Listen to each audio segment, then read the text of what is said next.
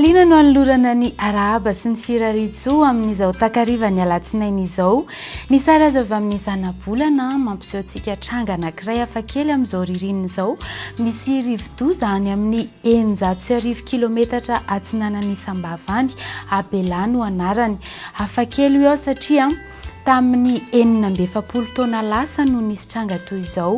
Zany hoe raha ny marimarina kokoa tamin'ny 17 Jolay 1770 no nahitana rivo-doza ao anatin'ny volana Jolay teto amin'ny fahadranomasina nisy antsika Odette ny anarany tamin'izany. Mizotra mianatsimo andrefa ny Abela dia na dia zany ary izy tsy hiditra tanety raha ny vinavina fa raha pitso dia mahery ny onjan-dranomasina amin'ny sisiny atsinanan'ny nositsika iny.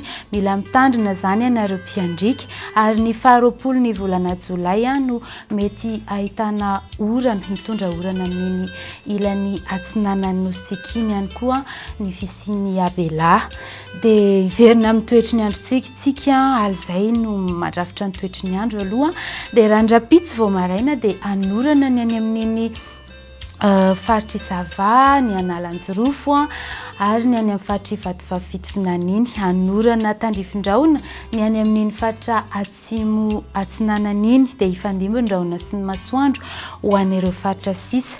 Ny hariva dia azo orana tandrifindraona koa ny any amin'iny faritry Sofia sy ny any Adiana any fa ny amin'ny ankapobeny tsy misy fiovana ho an'ireo faritra sisa.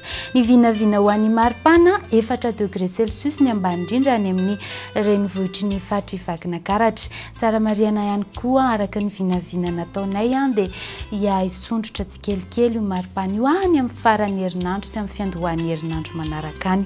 Ny vinavina ho an'ny maripana ambony indrindra 2 degré Celsius any Maheva-Tanàna, ny eto amin'ny faritry ny Afoatany latsaky ny 20 degré Celsius ny ambony indrindra noho izany manao mafana tsara zany tsika. Ho an'ireo firenena vitsivitsy ivelan'ny Madagascar, ny any a Milan fandimbin-drahona sy ny masoandro ary somary mafana, ny any a Paris balika be mihitsy ny masoandro mahatratra 13 degré Celsius ny maripana ambony indrindra.